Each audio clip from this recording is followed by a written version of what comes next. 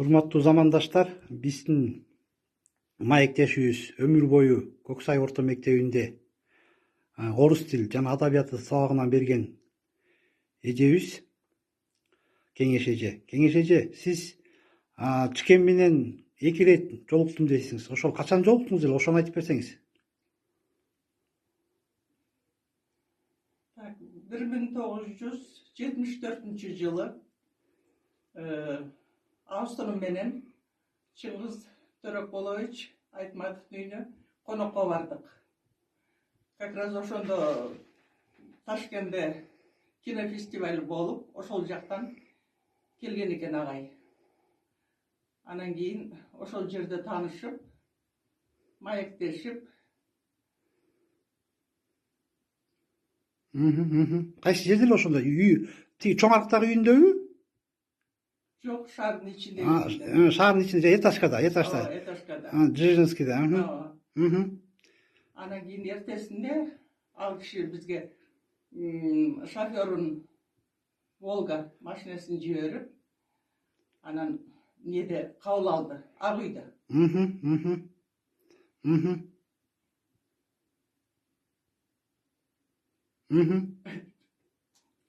Айтыңыз.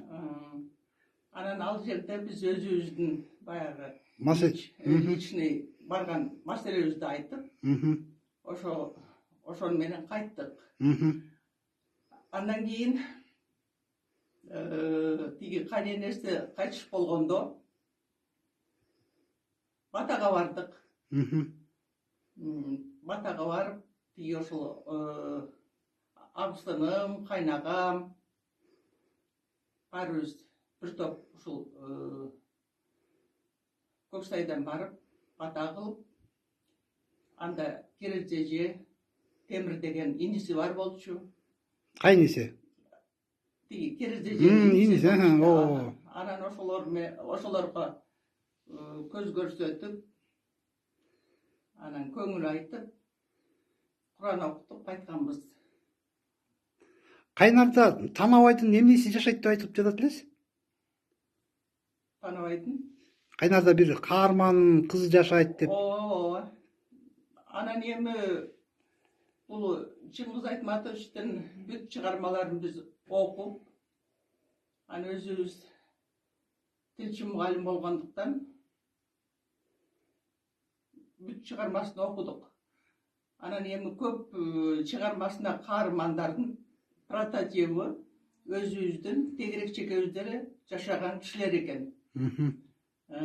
Мисалы Танабай, ошол Танабай деген киши өмүрдө болупту, Шекер айылында жылкычы болупту. Анын кызы азыр Кайнар айылында жашайт.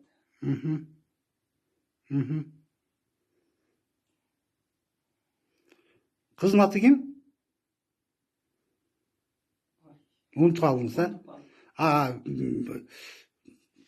Рахмат.